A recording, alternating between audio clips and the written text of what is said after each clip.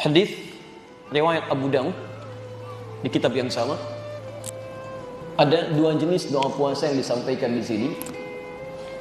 Pertama di nomor hadis 2357. Yang kedua nomor selanjutnya 2358.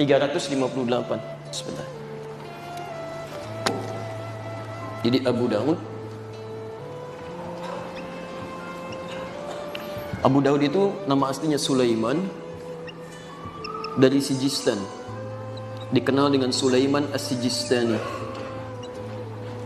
Beliau ini hafal kurang lebih 500.000 hadis. 2357, 2358. Yang terakhir itu ngarang. Lihat sini. Ini satu, ini yang kedua. Perhatikan, cuma beda satu nomor. Yang ini yang dipopulerkan termasuk di kita dengan bacaan Allahumma lakas sumtu wa ala rizqika aftartu. Ya. Allahumma lakas sumtu wa ala rizqika aftartu.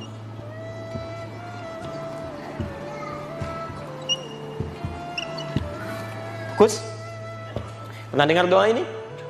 Atau ada tambahan riwayat lain, Allahumma lakas sumtu wa bika amantu dan seterusnya. Pernah dengar ini?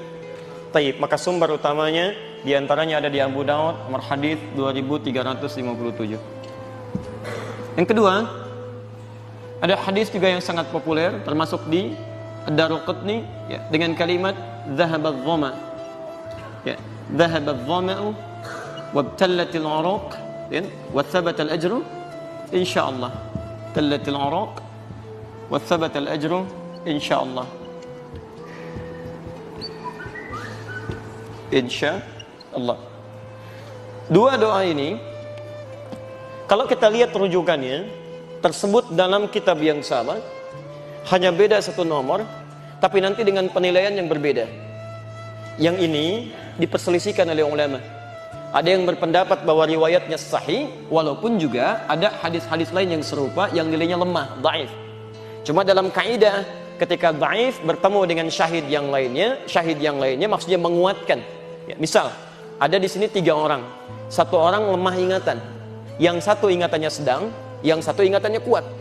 Bertemu 3 orang ini menyampaikan isi yang sama walaupun dengan substansi, walaupun dengan kalimat yang berbeda. Yang satu mengatakan, tadi Ustadz Adi mengatakan ada di hadis riwayat Abu Daud, nomor hadis misalnya saya sebutkan yang ini 2357. Yang kedua mengatakan nomor hadis 2357 kata Ustadz Adi. Yang ketiga mengatakan di Abu Daud ada doa puasa yang Allahumma lakas sumtu. Isinya sama tidak? Cuma dengan kalimat yang berbeda. Paham sampai sini? Baik, maka pendapat pertama mengatakan bahwa doa ini pun bisa digunakan, dipandang baik karena dikuatkan oleh dalil-dalil yang lainnya, walaupun statusnya diperselisihkan. Ada yang menyebut di sini sahih, ada yang menyebut di sini dhaif. Paham sampai sini? Baik, ini satu. Yang kedua, doa yang ini juga tercantum dalam Abu Daud, termasuk di beberapa kitab yang lainnya. Statusnya ini tidak diperselisihkan, sepakat di dalamnya bahwa dia sahih statusnya. Tidak banyak masalah di sini. Ini sahih, tidak banyak persoalan. Ya, jadi tidak diperselisihkan. Kaidah mengatakan, kalau ada di antara dua petunjuk kepada kita, yang satu sekalipun bisa digunakan tapi masih diperselisihkan, sedang yang satu tidak ada perselisihan di dalamnya, maka yang tidak ada perselisihan dipandang lebih kuat untuk diamalkan. Jadi kalau Anda tanya kepada saya, mana yang digunakan? Maka saya mengatakan, sekalipun yang ini bisa dibacakan, tapi saya memilih yang ini untuk lebih diutamakan. Paham sampai sini? Maka saya katakan, dhahabadh dhama wabtallatil uruq wa thabatul ajru insyaallah. Paham sampai sini? Tapi kalau ada yang mengatakan Allahumma lakas sumtu pun, kita juga tidak harus menyalahkan. Karena sandaran dia ada, tapi kita katakan status hadisnya lebih lemah dibandingkan dengan yang ini. Paham sampai sini? Baik, jadi kalau saya katakan, boleh nggak saya baca Allahumma lakas sumtu? Halo, kalau tidak tahu katakan Allahu a'lam. Baik ya. Boleh enggak saya baca Allahumma lakas sumtu? Baik, secara fikih boleh dilakukan karena dalilnya ada, kan? Walaupun dia menggunakan hadis yang diperselisihkan, tapi dia bisa katakan ada kok yang mensahihkan, walaupun ada juga yang mendhaifkan. Tapi kalau saya katakan misalnya, mana yang paling dipilih? Lebih kuat mana? Dhahabadh dhama atau Allahumma lakas sumtu? dhahabat dhama. Maka ketika ada persoalan semacam ini, supaya kita keluar dari perselisihan, supaya keluar dari banyak perdebatan, lebih baik kita memilih sesuatu yang tidak banyak peluang di situ untuk dipersoalkan lagi. Paham sampai sini? Nah, jadi saya secara pribadi lebih menggunakan yang ini dibandingkan dengan yang ini.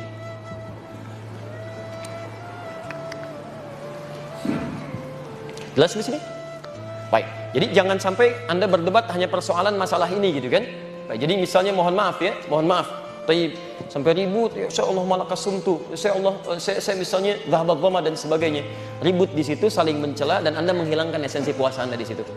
Bukankah mencela menghilangkan pahala puasa? Ya kan? Bukankah merendahkan orang lain menghilangkan pahala puasanya? Mengurangi kemuliaannya. Jadi sekali lagi saya tanamkan, kalau ingin bacakan doa puasa, yang paling kuat posisinya bacakan yang dhahabat dhama. Tapi kalau ada yang membacakan Allahumma lakasumtu, itu pun pilihan yang bersangkutan. Kita tidak harus mencela atau merendahkannya. Paham di sini? Baik. Yang salah? Yang tidak berdoa pun sebenarnya nggak salah-salah juga gitu kan. Ketika dia makan batal puasanya, cuma dia kehilangan bagian dari sunnahnya. Lihat sampai sini ya. Jadi nggak baca doa aja nggak salah, cuma dia tidak mendapatkan pahala sunnahnya. Jadi kenapa Anda kemudian mencela orang baca doa? Paham sampai sini? Baik.